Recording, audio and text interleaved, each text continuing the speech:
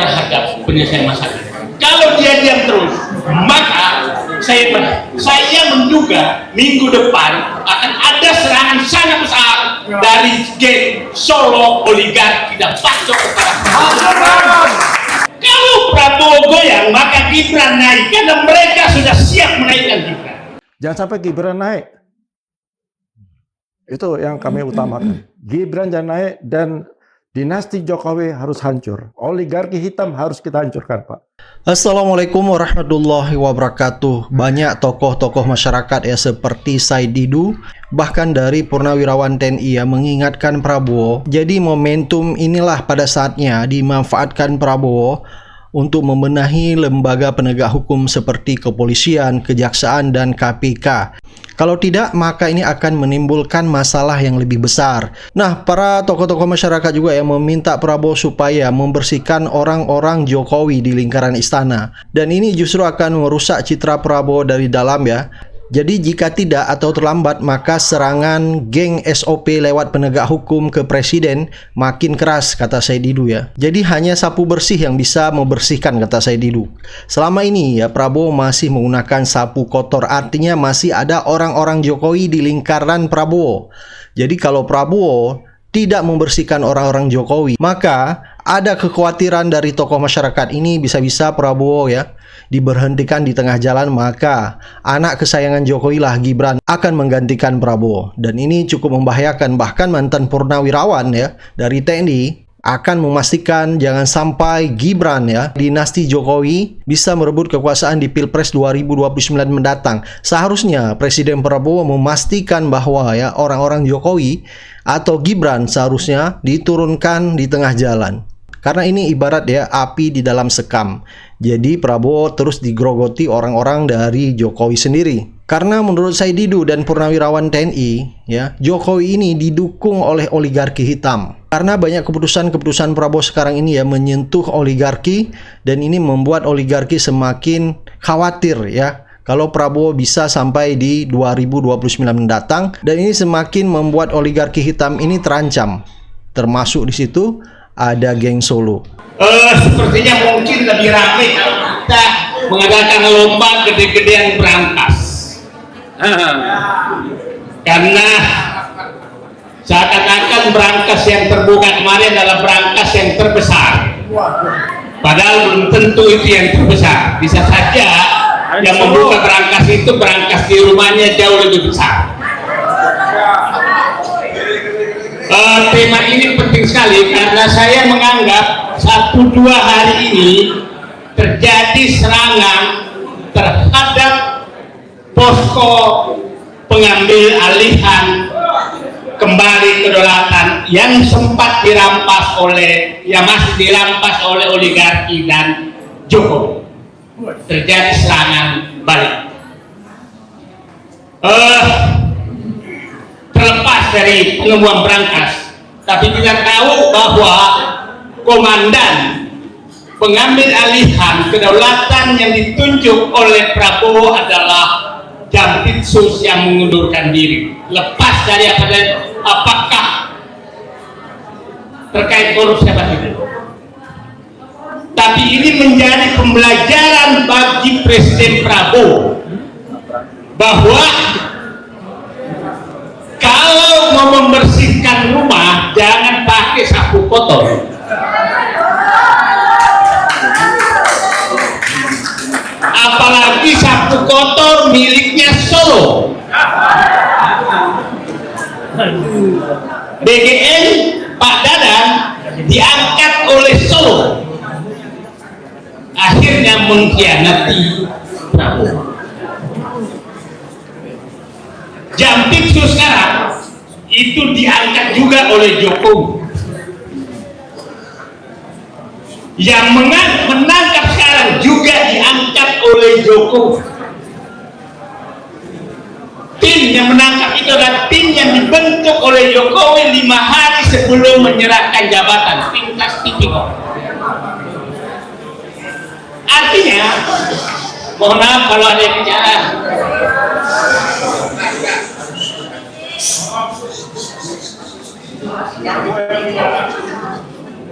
Artinya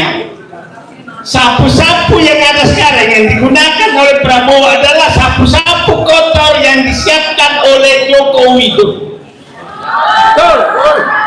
Oke?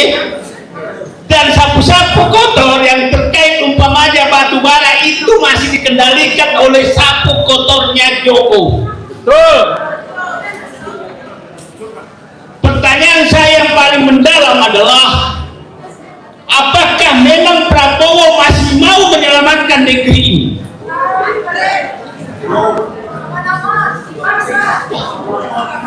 Faktanya, dia sama sekali tidak berani mengambil sapu bersih yang miliknya dia.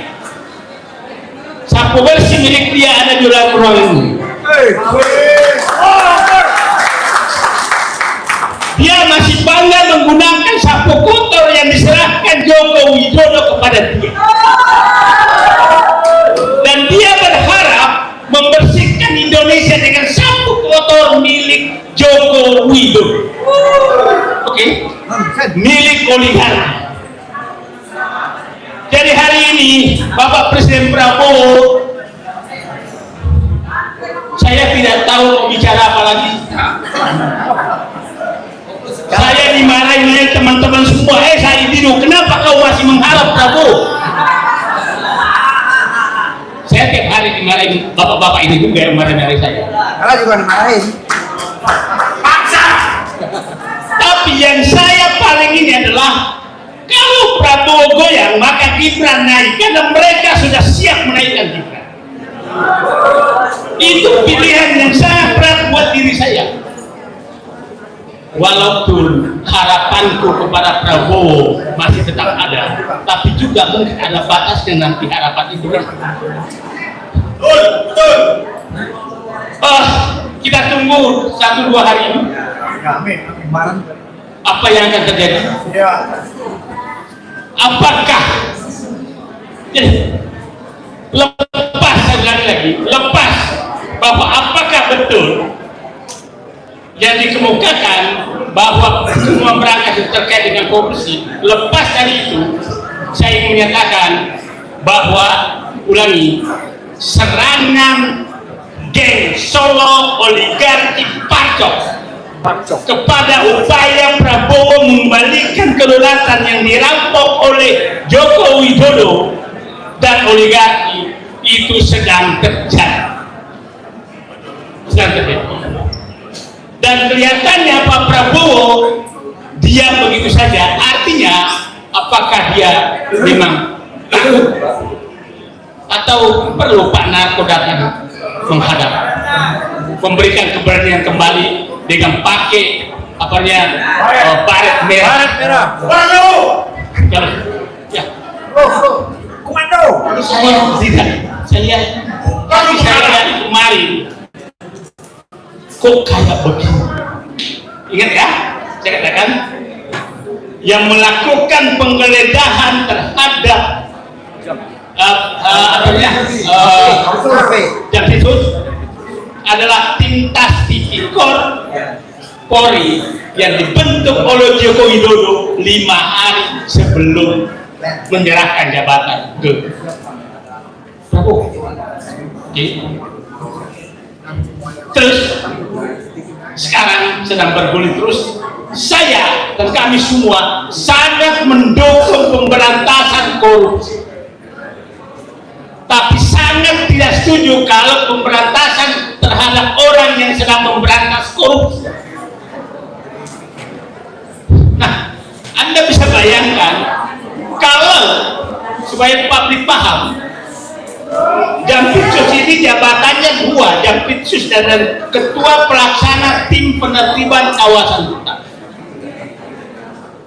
Nah, yang kedua ini yang paling saya was-was, karena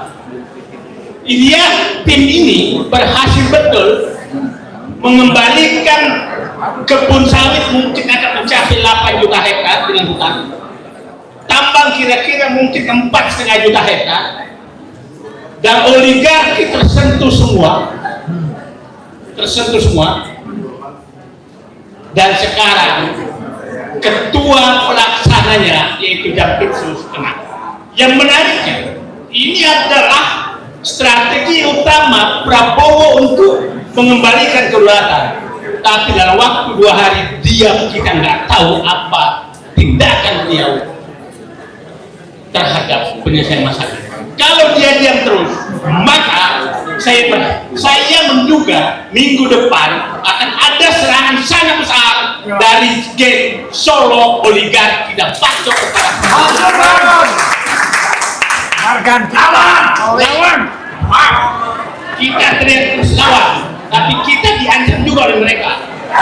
Lawan juga. Ya lawan terus, teriak aja kita lawan. Terus sekarang kalau itu terjadi berbalik, maka kita harus siap-siap bahwa kita dianggap adalah pengkhianat oleh mereka. Oke? Sekarang teman-teman saya sudah ada di persimpangan jalan, mulai menghubungi saya. Udah mulai? Ya? Ini persimpangan jalan, lu mau jadi dianggap pengkhianat atau petarung? Petarung. Masalahnya hambalang petarung juga nggak? Itu pertanyaan besarnya. Kalau petarung, maka 1-2 hari dia keluar, aku ambil alih komando dulu untuk pemberantasan. Itu baru komandan. Kalau hanya membiarkan kayak begini terus, ya saya nggak tahu. Sekali lagi saya ingatkan Pak Prabowo, yang pada saat 30 Januari kita bertemu, saya sudah menyatakan Bapak sudah masuk ke dalam titik to kill or to be killed. Hari ini 12 Juli saya menyatakan titik itu sedang ada di pantat yang Bapak di kursi yang Bapak duduk.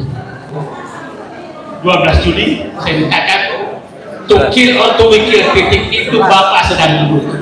Apabila Bapak terlambat mengambil keputusan, maka Bapak yang di-kill, dibunuh oleh mereka. Betul. Dan bangsa ini akan bubar.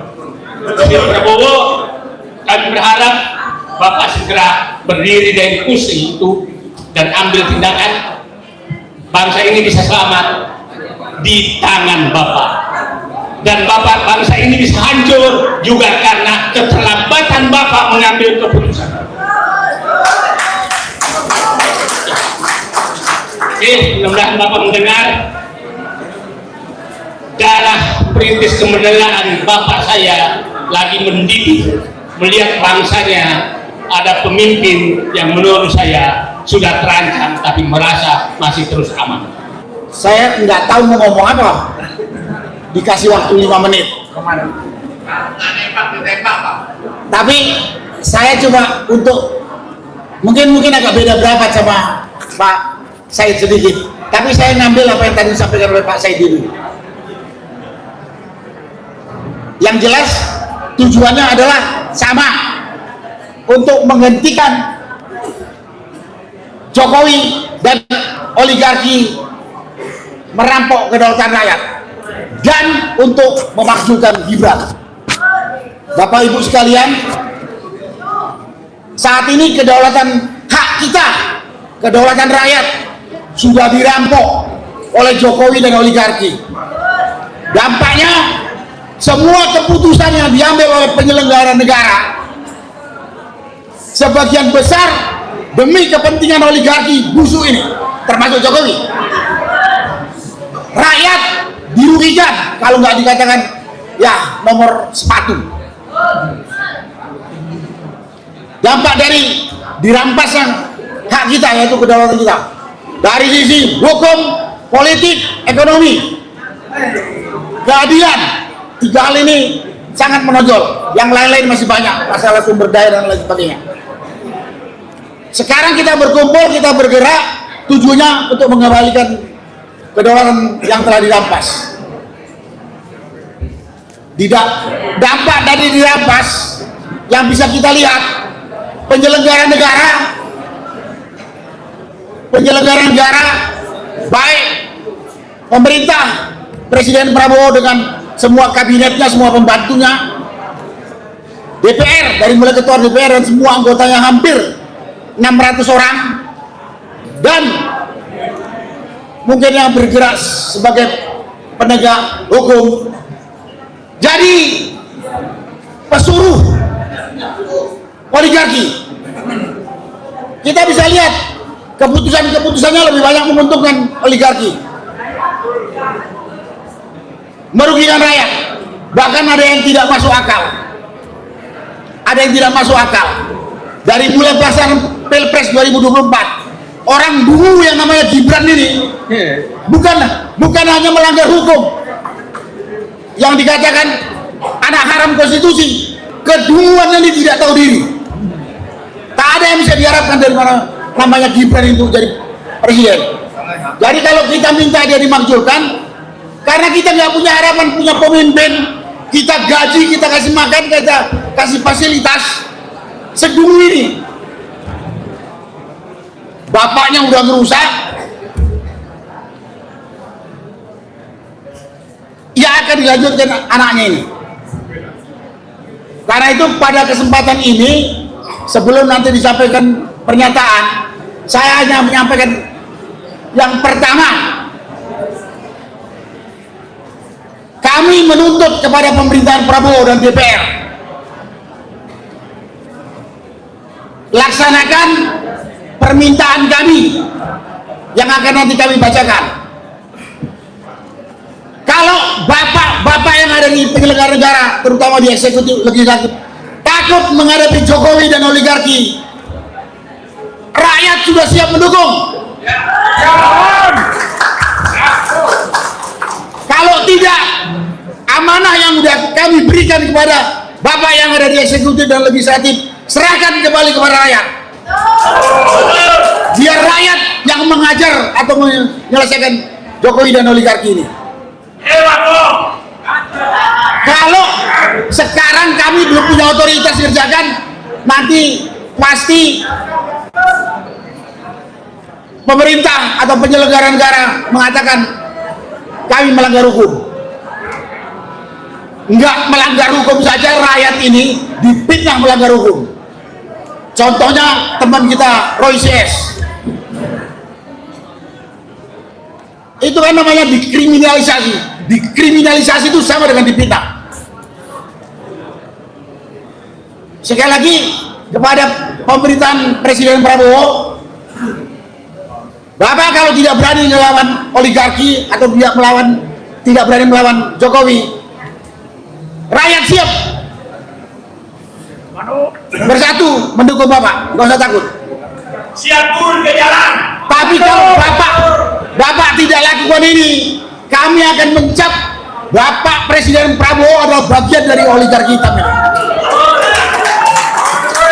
Sekali lagi, kalau Presiden DPR tidak mau mendengarkan kehendak rakyat, padahal Bapak dipilih dan digaji oleh rakyat, berarti Bapak bisa dikelompokkan bagian dari oligarki hitam yang telah merampok data rakyat.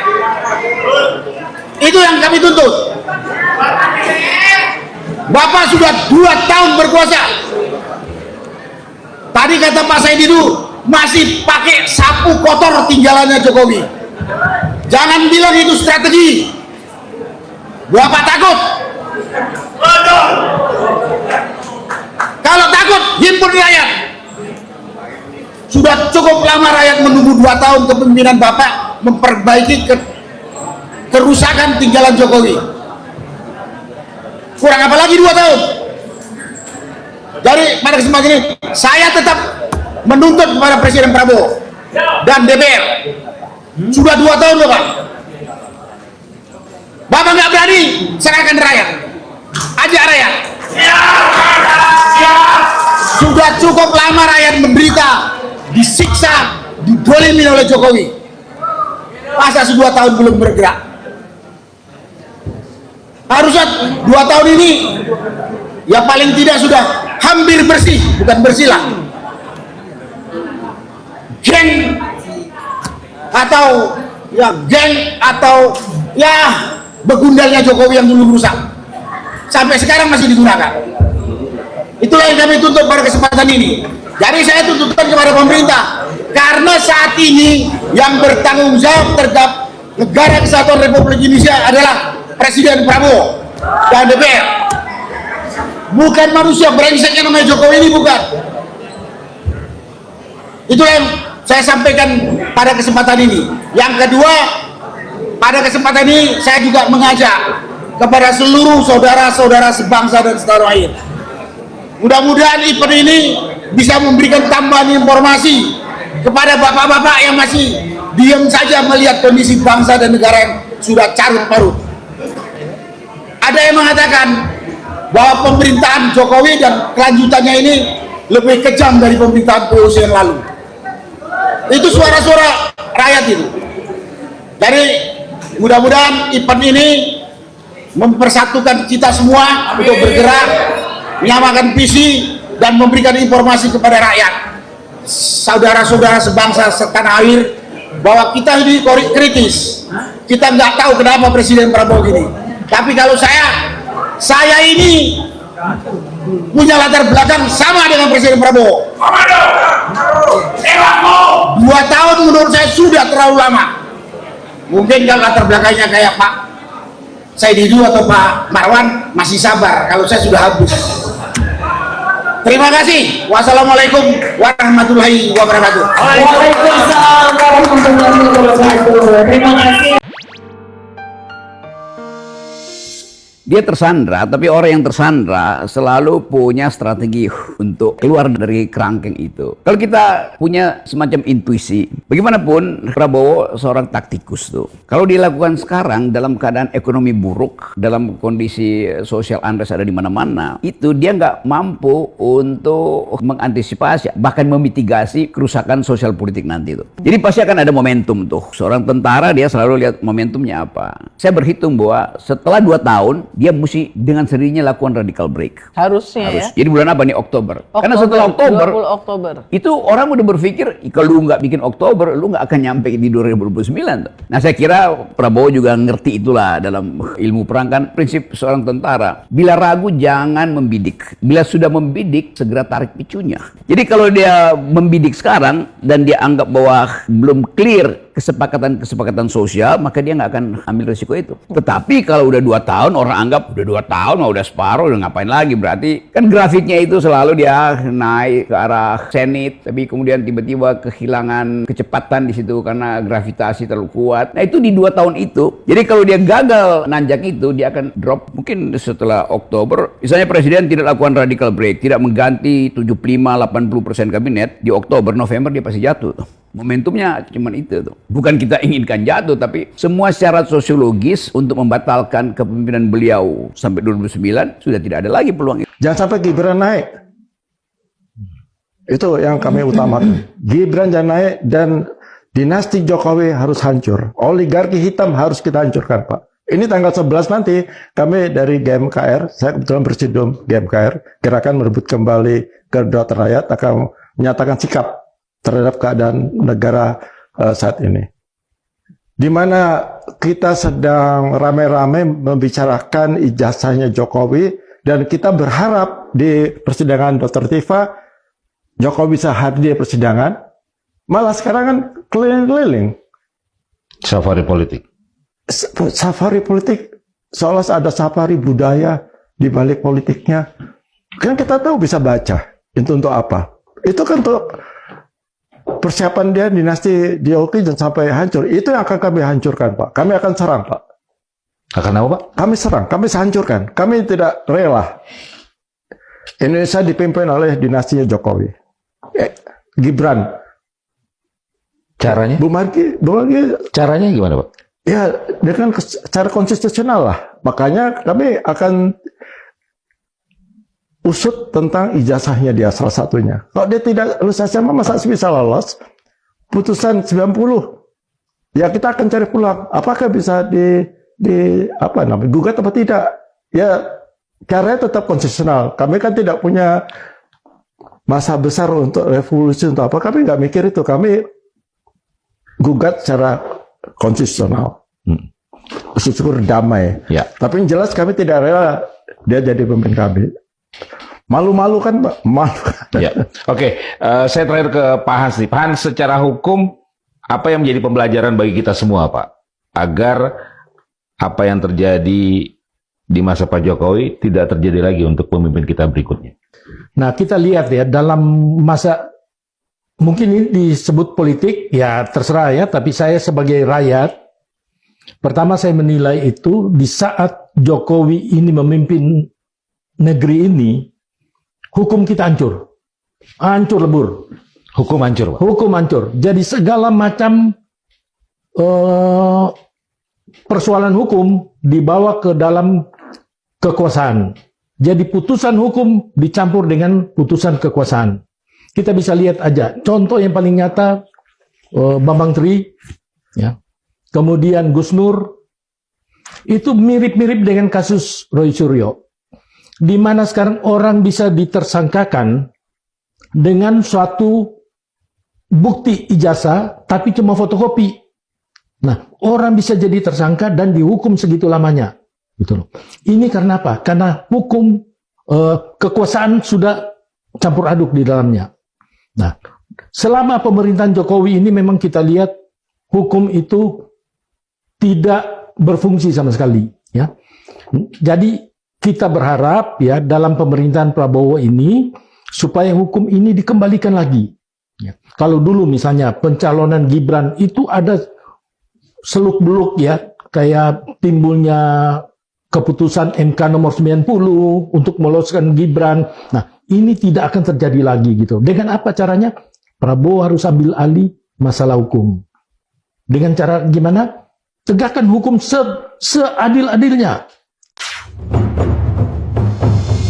Nah, saat ini mereka yang ada di piramida teratas itu, mereka yang ada di ekonomi tertinggi itu, memang sedang musim panen. Properti mereka naik signifikan asetnya, saham mereka sebagian besar juga naik. Mereka punya aset yang luar biasa saat. Betapa cepatnya negara ini menjadi republik oligarki. Jangan bayangkan orang super kaya ini punya 2 NMAX atau 4 Innova. Bukan. Mereka punya kekayaan yang bahkan tidak bisa divisualisasikan sama sekali. Mereka punya properti banyak, mereka punya aset, saham, kapal pesiar, mereka punya pesawat jet, mereka bisa terbang kemanapun mereka mau, mereka punya segalanya untuk bisa mendapatkan akses kesehatan, mereka menyekolahkan anak-anak mereka di tempat pendidikan terbaik. Kami menemukan 50 orang saja, itu setara 55 juta penduduk kekayaan. Bahkan mereka bisa menciptakan uang per hari itu 13 miliar rupiah. Di saat buruh pekerja hari ini, itu upahnya hanya naik 2.000 rupiah per hari. Dan segelintir orang itu menguasai banyak kekuasaan hari ini di Indonesia. Sangat-sangat luar biasa. Ketimpangan menjadi sesuatu yang bahkan tidak bisa lagi dikendalikan. Mereka punya uang yang bahkan mereka tidak bisa habiskan sendiri. Orang super kaya di Indonesia punya kekayaan bahkan melebihi sultan-sultan di Timur Tengah sana.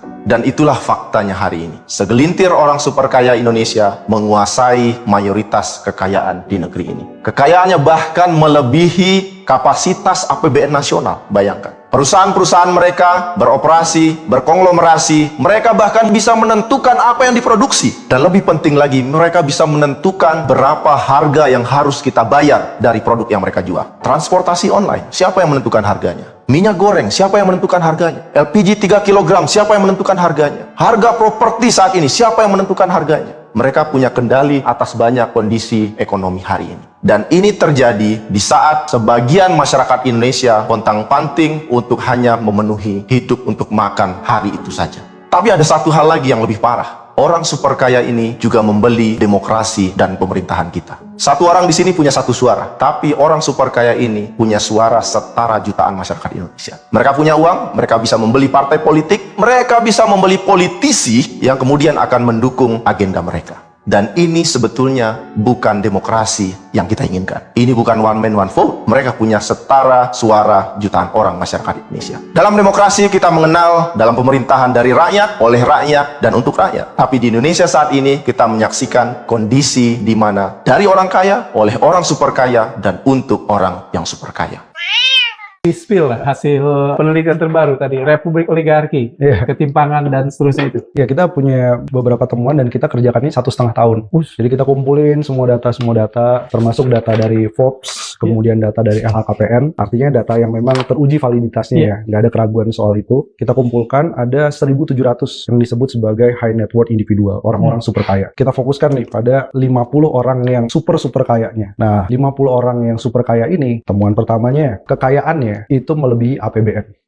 Kalau digabungkan? Kalau digabungkan, 50 orang aja. Jadi 50 orang ini totalnya 4.600 triliun rupiah per 2026. APBN kita 3.800 triliun. Jauh ya? Jauh. Itu 50 orang. Yang kedua, dibandingkan dengan daerah Indonesia bagian timur, karena lagi ada booming mineral-mineral kritis di Indonesia Timur, food estate juga. Kalau kita bandingkan, ini 1,4 kali lipat daripada gabungan pendapatan daerah yang ada di pendapatan ekonomi ya, yang ada di Nusa Tenggara, Sulawesi, Papua. Jadi ini kekayaannya, ketimpangannya ekstrim. Dan ini nggak pernah dilihat nih, kalau hanya menggunakan data BPS, soal ketimpangan rasio gini, nggak akan terbaca. Pasti jawabannya adalah turun terus. Kalau kita pakainya adalah harta, bukan pakai pendapatan atau pengeluaran. Nah, temuan lainnya, kita juga ngelihat harta kekayaan pejabat negara di era Prabowo Gibran. Gimana? Nilai totalnya 30 triliun. Dan konsentrasinya dari semua pejabat itu, 73% itu hanya dikuasai oleh 12 pejabat. Kekayaannya di atas 1 triliun. Boleh di-spill, siapa super kaya dari pejabat ini? Yang saya ingat ya, di dalam laporan itu, salah satu yang paling besar adalah Menteri Pariwisata, ya Bu Widya. Terus ada salah satunya juga Menteri Perumahan Rakyat ya.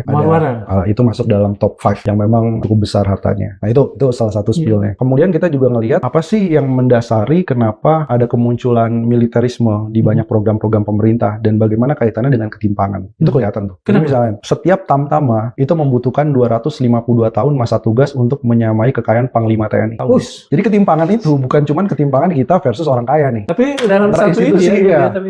Kalau misalkan untuk polisi, setiap polisi golongan yang paling rendah membutuhkan 139 tahun masa tugas untuk menyamai kekayaan Kapolri. Jadi baik di TNI maupun di Polri itu ada isu yang terkait dengan masalah ketimpangan. Kemudian ada yang anggota dewan nih. Anggota dewan ini kita bedah anggota DPR rata-rata kekayaannya dibandingkan dengan masyarakat di daerah konstituennya. Oke, yang saya ingat ya, anggota dewan di Gorontalo itu kekayaannya lebih dari 800 kali dibandingkan rata-rata masyarakat yang ada di Gorontalo. Jogja itu 400 kali lebih dibandingkan masyarakat yang ada di Jogja, anggota dewan yang ada di Jogja. Jadi kita list ketimpangan itu juga antara mereka yang merasa mewakili rakyat dengan konstituennya. Itu gapnya jauh sekali. Yang agak-agak manusiawi di mana? Yang paling kecil itu yang menarik adalah di Papua salah satunya. Karena di Papua mungkin dibantu Otsus. Oh iya. Operasi Otsus Dana Otsus. Dana Otsus, otonomi khusus. Nah inilah yang kemudian disimpulkan menjadi Republik Oligarki.